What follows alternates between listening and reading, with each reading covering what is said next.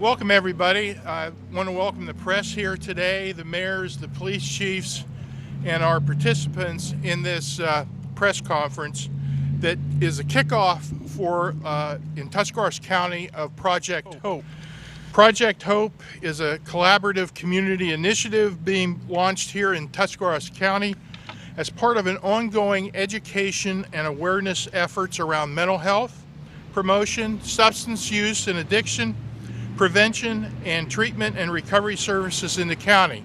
To explain in more detail about what Project Hope is about, I'd like to introduce Natalie Bolin, who is the Adams Board of Tuscarawas County's Executive Director. Natalie?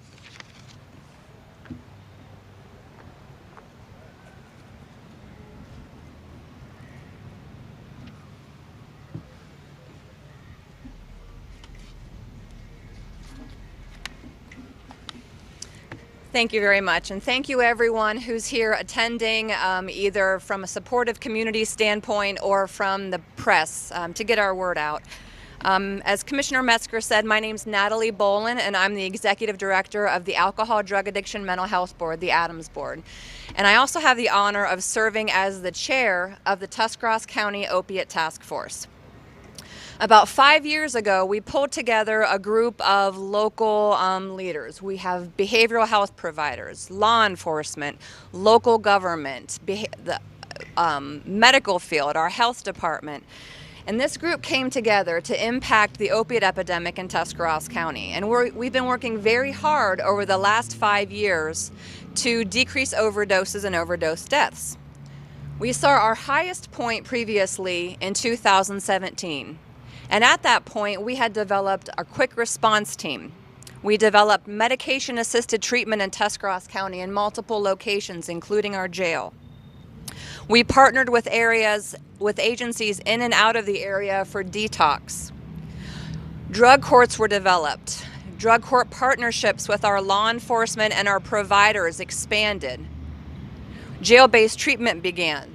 Narcan kits blanketed the county. Awareness efforts significantly increased, much of it led by Jodi Salvo and our anti-drug coalition in Tuscarawas County, who not only does local advocacy efforts, but also pushes hard at the state as well. And we did see a drop.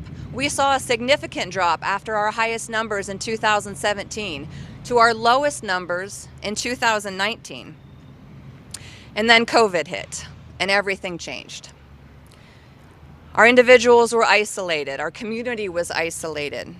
Treatment stopped briefly as we figured out how to work through the pandemic and then became virtual. And when you live in a rural community, internet access becomes an issue.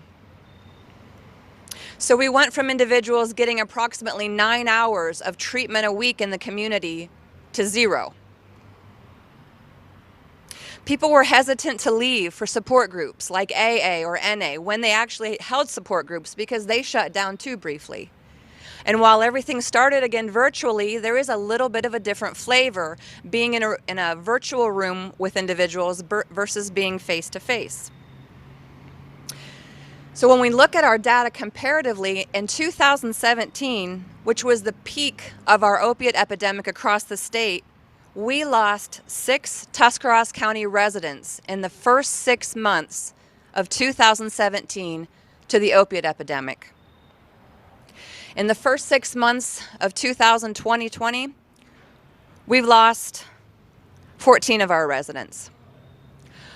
Over the course of 2017, again, the peak of our pandemic across the state, we lost 22 of our Tuscarawas County residents.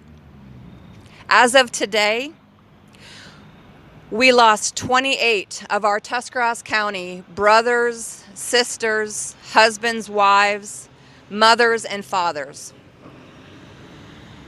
to the disease of addiction. So that caused us, as an opiate task force, as an Adams board, and as an anti-drug coalition, to regroup pretty quickly. And one of the efforts is Project Hope, which is why we're all gathered here today. We know that addiction is a disease, and like many other physical diseases, awareness, treatment, and stigma reduction play a significant role in saving lives and impacting our community. And because addiction is a heavy and deadly and all-consuming disease, we also know that there is hope and there is recovery and there is management of this illness. One of the things that I hear most often as in my role as the Adams Board Director is we don't know where to turn. And that is incredibly hard for me to hear. So I hope that as we move through this press conference today, that's no longer going to be a question for our community. But in all fairness, you shouldn't know where to turn. Unless this is something that you've dealt with, unless this is the world that you live in 40 plus hours a week, unless you have a family member who historically struggled, how would you know? Just as if you have a family member who's diagnosed with something like diabetes, you don't know where to start. And that's where we come in, whether it's the Opiate Task Force or the Anti-Drug Coalition, the Adams Board or our local treatment providers. We are your starting point, and we are that first call when you're not sure where to turn, whether you or a loved one have an addiction. So you don't need to know where to start as far as treatment goes, just to start. We have a wide array of services in our community, from intensive group to residential to medication-assisted treatment to outpatient to peer support to recovery groups. And what we don't have in the community, we've made sure we contract for outside of our community to make sure that even though our Tusk residents may not have this locally, we're going to get it for you in an area that's nearby. Because the next time we gather for an effort like Project Hope, my plan is to celebrate the efforts of our community and our providers and our constituents and our leaders for a job well done in decreasing the lives that we've lost to the opiate epidemic. Thank you for your time today, and I look forward to answering any questions at the end of the conference. Thank you.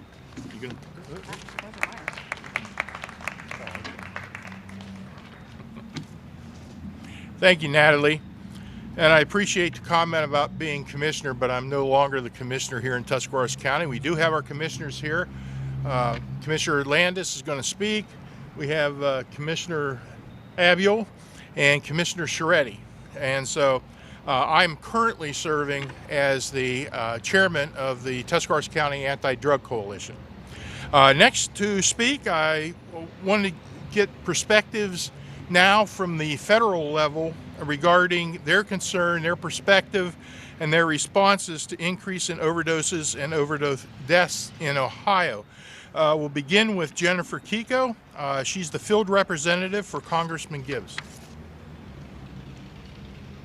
Thank you, Carrie. It's a pleasure to be here.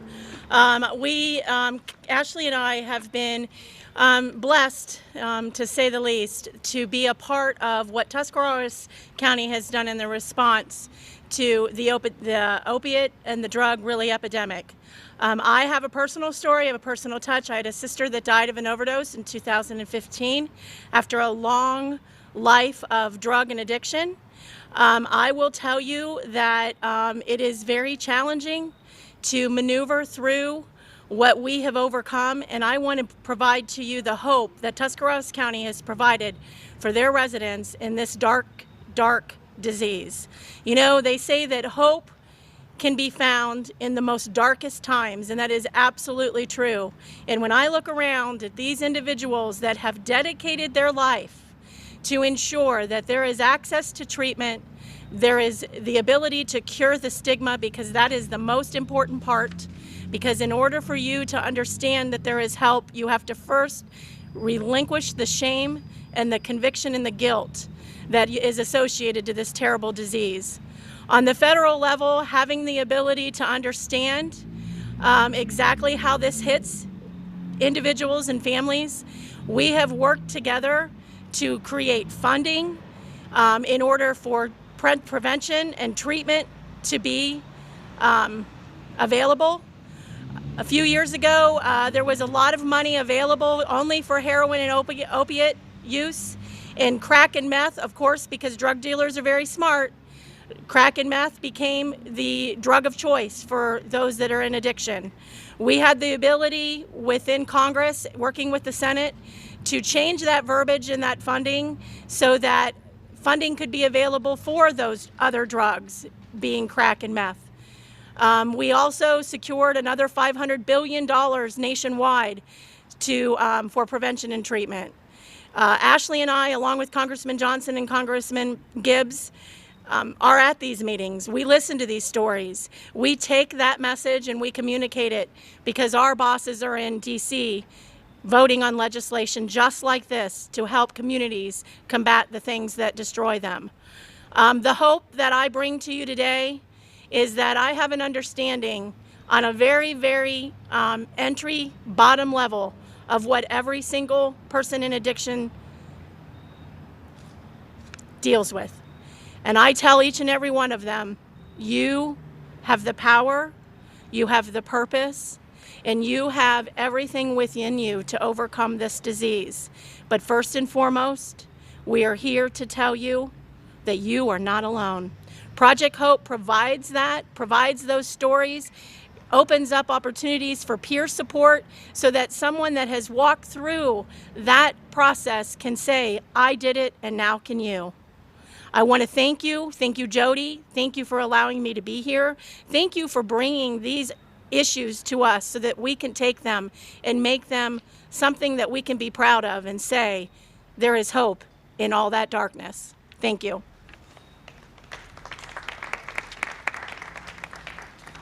Thank you, Jennifer. Now I'd like to bring to the podium Ashley Carlin. She is the Deputy District Director for Congressman Bill Johnson. Well, good afternoon, everyone. First and foremost, I just want to say thank you to Jodi for inviting the Congressman and myself to be a part of this event today. You know, one of the things that we talk about constantly is the idea that addiction can really happen to anyone. It doesn't care if you're rich or you're poor, or you're a Republican or a Democrat. It doesn't care what your race or your gender is. And Congressman Johnson actually knows this firsthand. As a kid, he spent a lot of time moving from place to place. He actually went to 13 schools in 12 different years, and that was largely in part due to his father's own addiction. So he understands, you know, not only how much the people going through addiction and suffering from addiction struggle, but also how much their family and friends struggle as well. And because of that, he also understands that this isn't a problem that we can legislate our way out of. It's not a problem we can arrest or incarcerate our way out of. It's a problem that we all have to work together on to solve. And as Jen mentioned, the federal government has started to do its part in changing the stigma and in providing funding for prevention and education and recovery. But there is still more that can be done at that level. But the federal government is just a very small piece of this puzzle. And to be honest with you, the initiatives and the actions that make the most difference are the ones like Project Hope that are done here on the local level. You know, Ohio was making incredible progress in the battle against addiction until COVID happened. And COVID has made us realize a lot of things, but it's also made us realize that there's still a lot of work to be done on the addiction and recovery front, and that we need to reallocate our resources back to this effort. So on behalf of Congressman Johnson, I really just want to say thank you to Jodi, to the Anti-Drug Task Force, to the Adams Board, to the Addiction Task Force, and everything that you are doing. This initiative is a powerful and a unique way to not only remind our community of the reality of addiction, but to also provide education and resources to those who are struggling, but most importantly, to provide hope to those who are struggling, but also to our communities as a whole. Hope that we will get through this and hope that there is a brighter tomorrow. So on behalf of Congressman Johnson, thank you so much for everything that you guys are doing, and thank you for inviting me here today.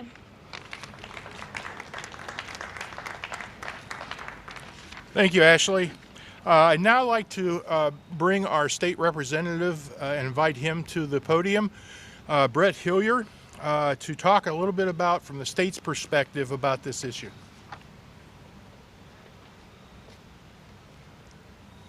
Thank you, Dr. Metzger, and thank you all for coming. Thank you to Natalie and the Adams Board. They do a wonderful job with the coalition of folks that are represented here today.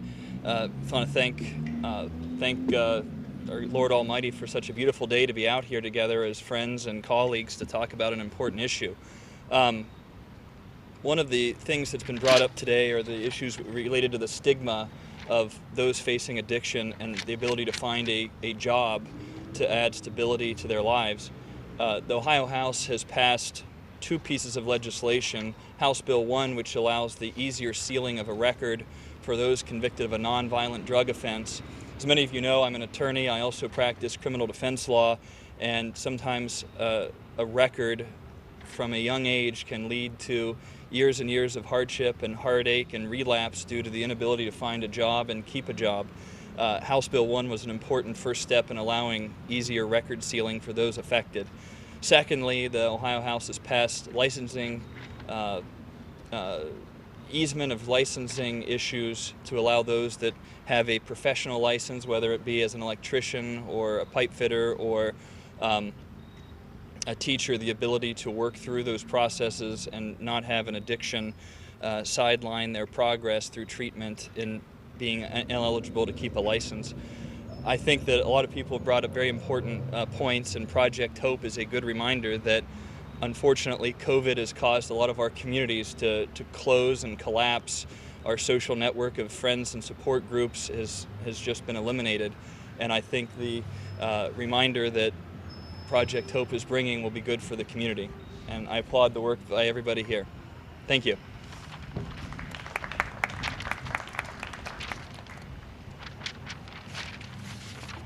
Thank you, Representative Hillier. Appreciate your response to this. Next, we're going to move into what we would consider the local response and concerns that we have on these overdose deaths and overdoses in general. We'll first start with County Commissioner Al Landis. Commissioner Landis. Well, thank you, Dr. Metzger. As he mentioned before, I represent the team of commissioners, and again, just one more time for introductions. Commissioner Chris Abdul back here to my left, and Commissioner Joe Chiaretti just ahead of me here behind the statue. We represent the Board of Commissioners here in Tuscarawas County. And addiction. Addiction is not like a light switch. It's not something that you can turn off or on. It's not like the economy. The economy was booming along here over the last year or 2 years, and things were going pretty well. But we still had addiction. We still had that in our community. We know it. We just didn't see the numbers until the dark days hit. And that's when the switch went off. That's when the economy started to slow down. Then addiction reared its ugly head. The county commissioners here in Tuscarawas County follow this very closely. We watch the numbers. We're in constant communication with our leaders, Mayor Day from New Philadelphia, Jodi Salvo, Carrie Metzger from the Anti-Drug Coalition, and others to address the issue. We're made aware of it. And to those numbers that have passed away from the county commissioners on, our prayers are with them and their family. This has been an unprecedented year, these dark days, especially those who suffer from mental addiction, mental health and addiction. This pandemic did nothing but cause a major problem. Depression. People were isolated, young and old. Addiction is not just for the young folks. Addiction hits all ages, all races, all finances. So what in this situation do county commissioners do? We keep people in our prayers, we communicate, and as county commissioners, we're fiscally responsible. One of the things is the U.S. Census. And people say, what on earth does the U.S. Census have to do with addressing addiction and mental health issues? For each person that we count in Tuscarawas County, it is estimated that there's $1,800 in return of your tax dollars right back here to Tuscarawas County. $1,800 per year for 10 years. That is money that is much needed, federal money, to fund our programs, our health districts, our mental health, senior centers, This is money that is so important. So we formed a committee here in Tuscarawas County called the Complete Count Committee. And of course, we were interrupted just like everybody else was with the pandemic. But that didn't stop us. The county commissioners took it upon themselves to order door hangers. And the county commissioners were going door to door, hanging reminders to register for the census, especially in areas where they were underperforming, they weren't getting the responses back that we need. This is much needed money. This is much needed federal money that we needed coming back into the system to help fund these programs for addiction services, for recovery, for prevention. That's why we pushed the census so much, so hard for so long. We didn't give up.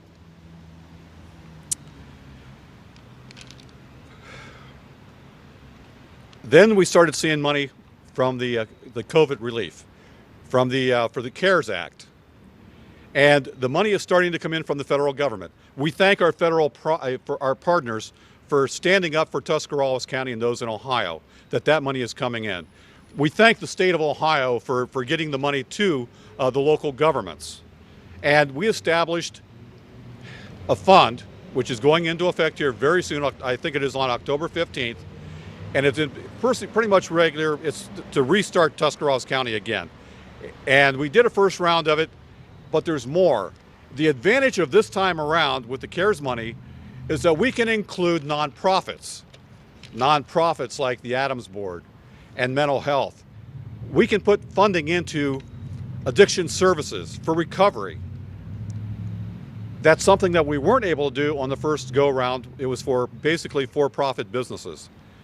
We firmly believe in helping organizations that are going to help others help themselves, like the Senior Center, like the Adams Board, like Community Mental Health.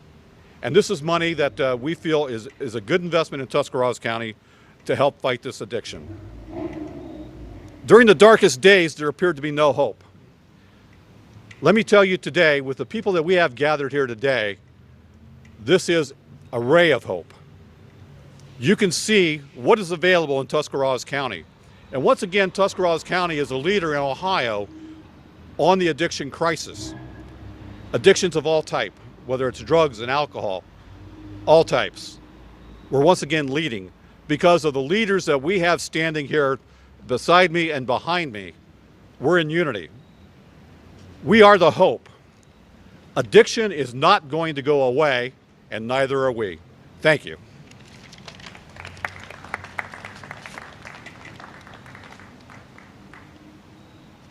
Thank you, Commissioner Landis. Next, we'll have the mayor of the great city of New Philadelphia, Mayor Joel Day. Thank you, Dr. Metzger. Just want to say first of all, it's an honor to be with you today to share my thoughts on why Project Hope is important to the city of New Philadelphia and to all of Tuscarawas County. This past July, when Quick Response Team member Wes Halter showed me the numbers, I was in disbelief. 10 people had died from drug overdoses in our city since January of this year. Countywide, at the time, that number was 17, and that represented a 283% increase in drug overdose deaths in only 3 years. This year, New Philadelphia is leading the county in drug overdose deaths. I want you to think about that for a minute. That fact should bring concern to every New Philadelphian, as it has me. This is our problem, and it's up to us to admit it, confront it, and defeat it. I urge all residents and businesses in New Philadelphia to support Project Hope and share its message with family, friends, and customers. Drive around the county and find the silhouettes like you see behind me. And when you do, remember the victims and their family members who are hurting from memories of an overdose death or who are struggling to end their loved one's addiction. These are people who live in your neighborhood, they live in your town, and they live in our county. As I've asked before, if you know where drug dealing is happening, don't hesitate to tell the police. The police want to help. And if you know of someone suffering from drug addiction, contact any of the agencies and groups that you see here today. It does no good to remain silent or to think the problem will just go away. I'm so grateful to the Anti-Drug Coalition, the Opiate Task Force, and the Adams Board for joining forces to create and launch Project Hope today. It's going to take all of us in T County to work together to defeat this drug addiction epidemic, and if we make that commitment, our hope will become reality and the suffering will end. Thank you.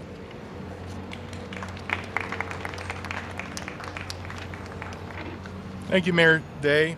Next, I'd like to call forward Nicole Bache, an RN from the New Philadelphia City Health Department District, and talk a little bit about the City Health Department's perspective.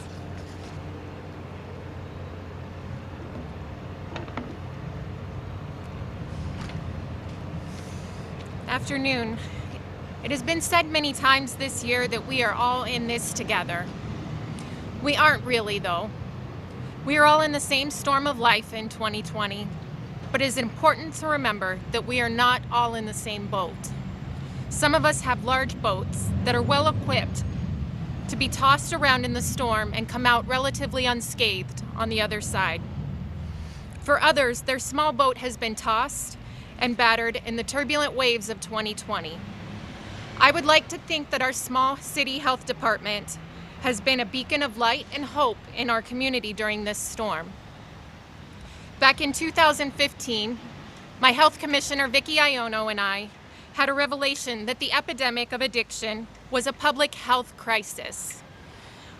And at the time, we jumped in with both feet, embracing this idea. We weren't sure exactly what needed to be done, but we knew that we needed to be a part of it. We worked tirelessly to set up the first Vivitrol treatment program for our county. And I'm proud to say that we have sustained this program during the height of the coronavirus pandemic. Our department has made the Tuscarawas County Opiate Task Force a priority and strengthened our partnerships with other treatment providers, including Tuscarawas County Recovery Courts, the Opiate Task Force, the Adams Board, and the Anti-Drug Coalition. The New Philadelphia City Health Department has committed to distributing 400 doses of life-saving Evzio, an injectable overdose reversing drug, to our community free of charge. Evzio gives hope to families that are struggling with addiction, that if they are faced with a loved one who is overdosing, they now have a tool to be able to help save their lives. We are here today to bring awareness to the problem of addiction, overdose, and overdose deaths in our community. We will not forget the names and the faces of those we have lost in this fight, but we also want to celebrate with those that have fought through addiction and are standing in sobriety. Whether it is 1 day or 10 years, every day of sobriety is worth celebration. It is important to remember that every one of us can bring hope to those that are struggling in the storm of life right now. Please reach out to someone that you see struggling. Make that phone call, send that text, drop off that meal. This is the time for our community to pull together and be good humans. This storm too shall pass, and we want to see every boat come out on the other side. Thank you.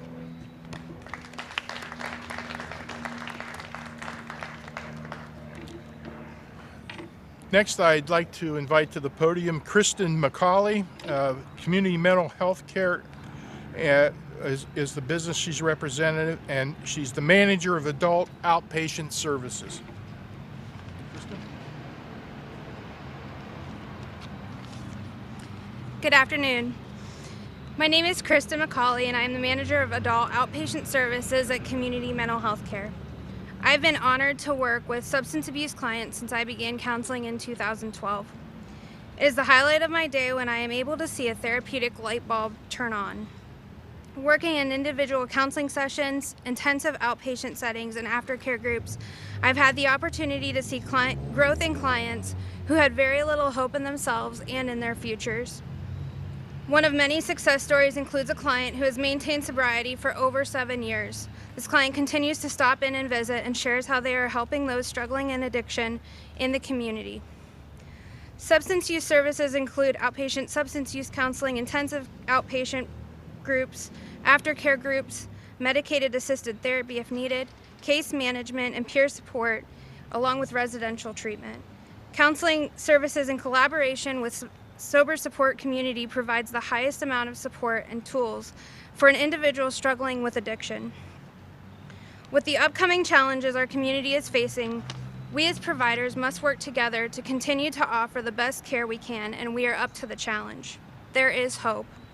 The key ingredient is motivation for wellness and openness to change. Therapy offers a safe place to meet someone in the moment, to engage them in different patterns of thought and healthier coping behaviors. It is a challenge, but it is a challenge worth taking in building empowerment, improved relationships, and a healthier lifestyle. The road to recovery is rough, but it is ultimately better to walk it with others than to walk it alone. I want to share a poem by Portia Nelson titled An Autobiography in 5 Short Chapters. Chapter 1. I walk down the street. There is a deep hole in the sidewalk. I fall in. I am lost. I am helpless. It isn't my fault. It takes forever to find a way out. Chapter 2. I walk down the same street. There is a deep hole in the sidewalk. I pretend I don't see it. I fall in again. I can't believe I am in the same place, but it isn't my fault. It still takes a long time to get out. Chapter 3. I walk down the same street. There is a deep hole in the sidewalk. I see it there. I fall in. It's a habit, but my eyes are open. I know where I am. It is my fault. I get out immediately. Chapter 4. I walk down the same street. There's a deep hole in the sidewalk. I walk around it. Chapter 5. I walk down a different street. Walking around the hole or down a different street takes courage, ambition, and strength, but the benefits of a recovered and improved lifestyle are worth it. It is attainable, and you do not have to walk down the street alone. There is hope. Thank you.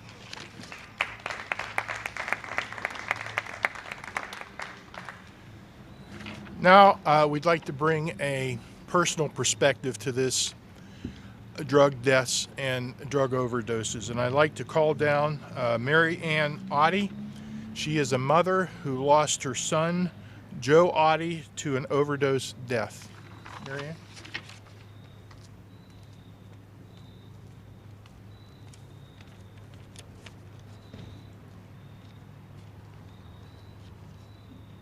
Good afternoon. Great day to be alive. I am Mary Ann Otte, and I'm the mother of 3 sons. My middle son, Joe, had an addiction that he battled for many years. He passed away in 2013 from a heroin overdose. He was 31. I battled that addiction with him from a mother's view. Joe knew recovery was possible, as he had found it on several occasions. I am here to tell you, on behalf of Joe, that recovery does happen, and it's a beautiful thing.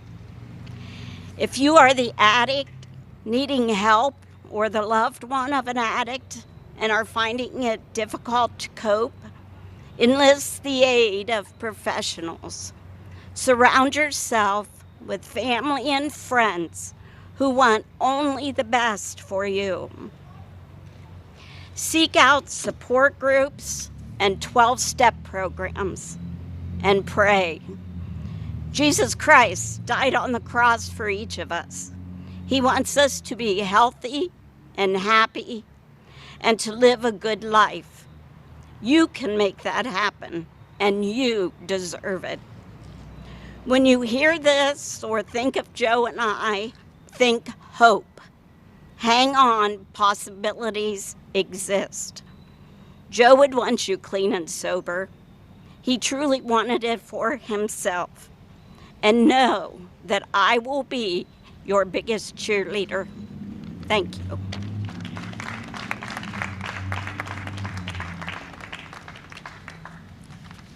Thank you, Mary Ann. And our final speaker for today will be Kathybazar.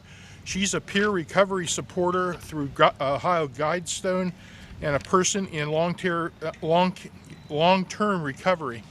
And I'd like to have her perspective.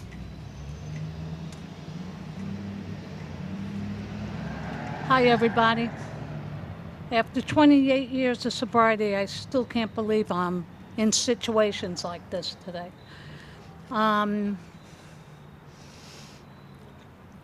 I get so overwhelmed with gratitude that I'm even standing here today. Because if you would have known me when, woohoo, no. Anyway, I was asked to give my perspective on the addiction, the opiate problem in this county. And what I can say is I can relate to those people. That gut-wrenching hole that you feel in your stomach and in your heart, and you are so full of guilt, shame, and remorse. And as time goes on, you just keep digging that hole deeper and deeper, and you don't think there's any way out. You don't see hope. We don't see hope when we're in that despair. So I can't imagine going through a pandemic and being in quarantine and feeling so alone. Myself had to find ways for my recovery. I can't imagine if you had no clue what to do and you just felt so alone, and the people around you are the people who feel the same way you do. But I just want, if anyone's listening out there, that there is hope. I found hope. And hope means heart open. Please enter. There is always hope. Look at this community. Probably can tell from my accent, I'm not from here. I've lived in 3 states since I've gotten sober. This community is unbelievable. It fills my heart. You have no idea. Everyone from state officials to local to the courts to the agencies in the area. And I know that people in addiction don't believe that. But please take it from me. They hired me. Personal family counseling hired me for my life experiences. And not only am I doing the peer work, I'm doing now crisis peer response within the community. Never in a million years did I think I'd be standing here today. My life has changed. Like I said, if you knew me before, I would be one of those people that you wouldn't look at. So for those out there that are suffering, if somebody walks by you and they smile at you, take that as hope. If somebody gives you $2, however you spend that, that gives you hope. If somebody looks at you like you're not a disgusting person, that gives you hope. I just want you to know there is always hope. Hope is found here. Right here, look around. It's found here. Thank you for letting me be here, and thank you for letting me share.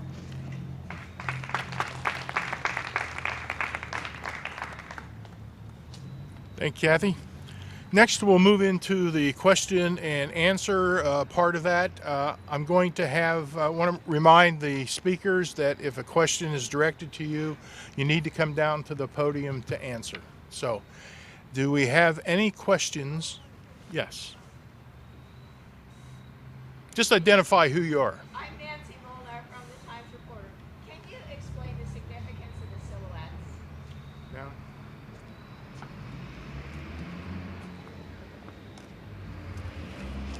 We did a lot of planning and discussion about what exactly our awareness efforts were going to be. A lot of different configurations of visuals, of silhouettes. And ultimately, everyone on the committee fell in love with this idea because not only is it honest and is it very overt and in your face, but it's hopeful. So yes, we know that we have lost residents of our county to opiate addiction. We know that we have a significant number of our residents that have overdosed and yet survived. And both of those situations sound pretty bleak.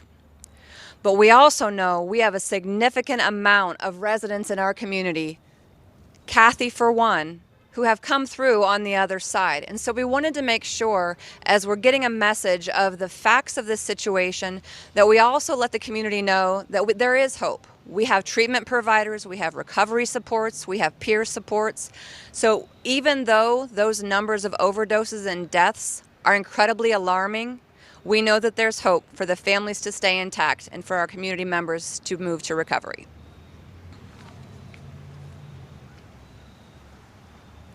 Thank you, Natalie. Natalie, could you come back down again? I have a question. How will the silhouettes be distributed and the like? The way that the silhouettes will be distributed is we looked at our data that we have in the community and placed silhouettes throughout our cities, letting each city know the number of residents in their community that have overdosed. We also, in each city, have the number of overdose deaths in our county as a whole. And each city has the yellow hope silhouettes as well. At the end of the month, at the end of October, I believe, Jodi, it's the 24th, 23rd, they're going to be moved to the courthouse. And on the evening of October 25th, we're going to hold an event here discussing Project Hope, discussing some of the things that we've done today, and just bringing our Project Hope event full circle.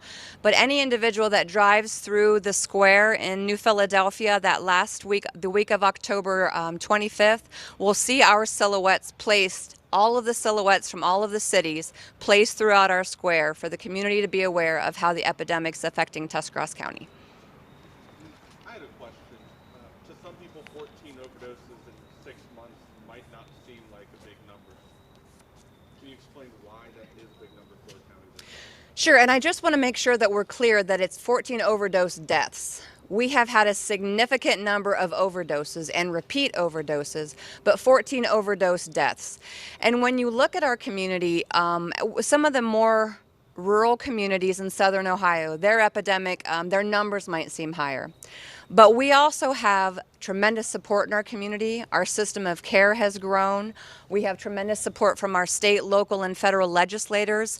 And when you look at the number of deaths that we're still seeing, despite the fact that over the last 5 years, our drug and alcohol system of care has grown significantly, 1 is too many, 14 is through the roof, and when you look at 28 deaths as of today, that's more than 2-3 a month at this point.